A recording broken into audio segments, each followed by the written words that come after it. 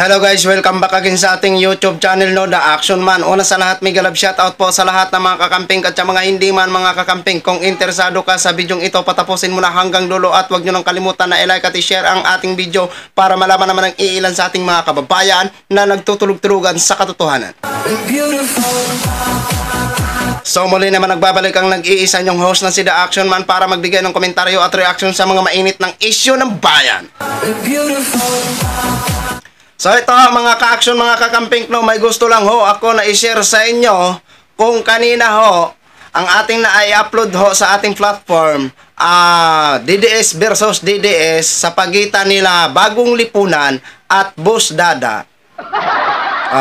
Eto naman po, kapwa pa rin DDS. Sa pagitan naman ni Bagong Lipunan at ni Coach Jarrett. Ay! Hindi lang si Blackbirdie pala ang nagpatunay nito kay Coach Jarrett. Pati si Bagong Lipunan din pala nagpatunay po dito. Eto na ho. Naglabasan na ho ng mga kanilang amoy. Mga ka-action. So, ito na ho ang masaya ho sa pagitan ng mga DDS. Binuking na naman ni Bagong Lipunan ang amoy ni Coach Jarrett. Okay. Ito ho, bago ho tayo magtuloy-tuloy mga ka-action, mga kakampeng, panoorin na po natin ang masaya nilang pagsamok-samok. Magulo pa ito sa bulbol. Ayan. Bakit sinabi ni Coach Jarrett nagigil daw ako sa kanya? Alam niyo mga kaloys, the reason na bakit gigil ako sa kanya, kasi nga bilang Marcos loyalist, that time, okay, nung sinabi ni Duterte na may isang kandidato na nag-cocaine, okay, tapos mahina, kung totoo kang loyalista, talaga mag-react ka. Pero anong ginawa ni Coach Jarrett? Doon sa sa chat namin, group chat ng mga loyalista.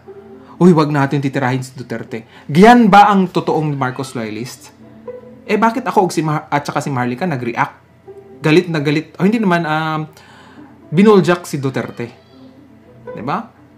Uy, Duterte, hindi totoo yung sinabi kay BBM. Yun pala, ngayon na-realize na tama pala si Duterte. Pero during that time, pinandigan namin ang pagiging loyalista. Ito si Coach Jarrett, gusto pa kaming magsinungaling. Okay? Gusto pang idamay si Bongo.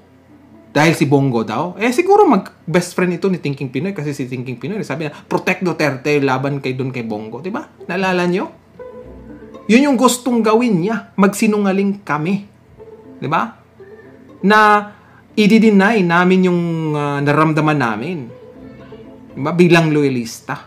Nasaktan kami doon nung sinabi ni Duterte, yun pala ay totoo, kaya nagsusorry tayo ngayon kay Pangulong Duterte. Diba? Ito ba? Kaya nga nag-leave ako doon sa group. Itong klase na to, budol talaga to. Diba? Hindi para sa tao, pera, mukhang pera talaga. Right? Alam nyo na kung bakit gigil. Kung kayo ang loyalista, hindi kayo magigigil. Diba? Ito, sabi loyalista siya, pero nung may issue about ayaw niyang buljakin si Duterte or mag-rebat man lang. Kasi nga, natatakot siya mawalan ng followers. Di ba? Kasi kung wala siyang followers, wala siyang kita. Mukhang pera. Ako, I don't care kung walan ako ng followers that time. Right? Kaya sabi ko nga sa inyo mga kaloys, mag-ingat kayo. Right? Ang laki ng utang na loob na to sa budol administration. Kasi saan ka ba naman binigyan ng trophy, di ba? Ng PAO. Di ba? Nabudol din yung PAO. Okay, sana bawiin yun. Or unless budol din kayo, PAO. Okay? So yun na ho, mga ka-action, mga kakamping, no, napanood na po natin ang pagbulgar ni Bagong Lipunan dito sa tinatawag nilang Coach Jarrett. Di ba?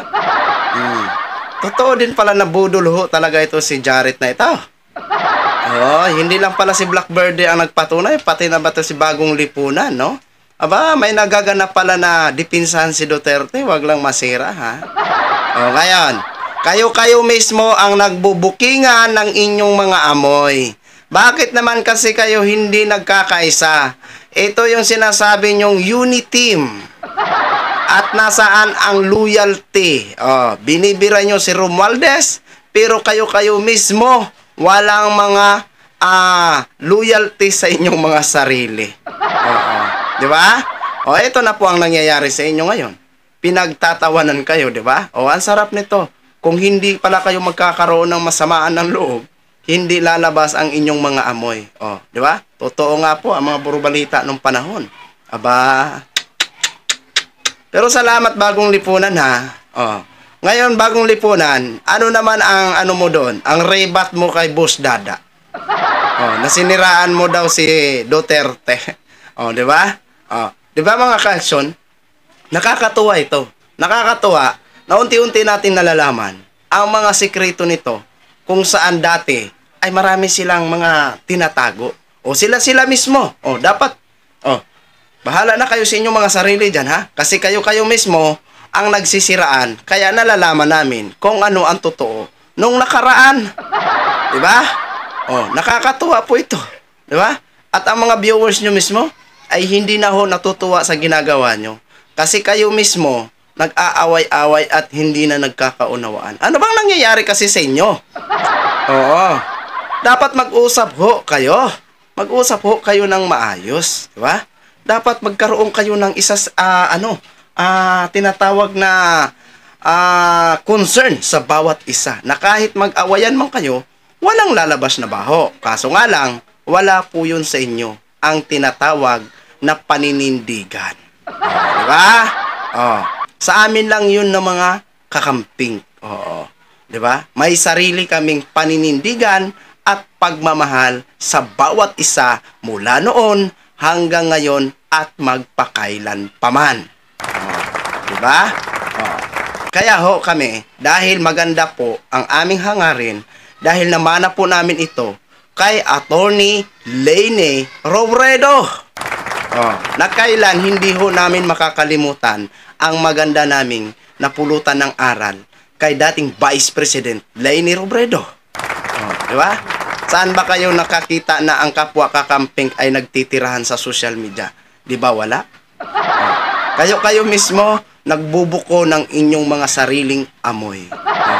Kaya kung ako sa inyo, bahala ho kayo dyan. Kung patuloy po kayo naggaganyan-ganyan, tingnan ho natin itong mga ka-action, mga kakamping. Hindi lang po itong ganitong mga pasabog. Marami pa po tayong pasabog na malalaman magmula dito sa mga DDS at sa pagitan ng mga pulahan. Di ba?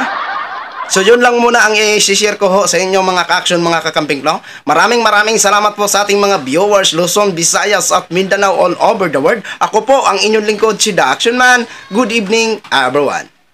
Beautiful.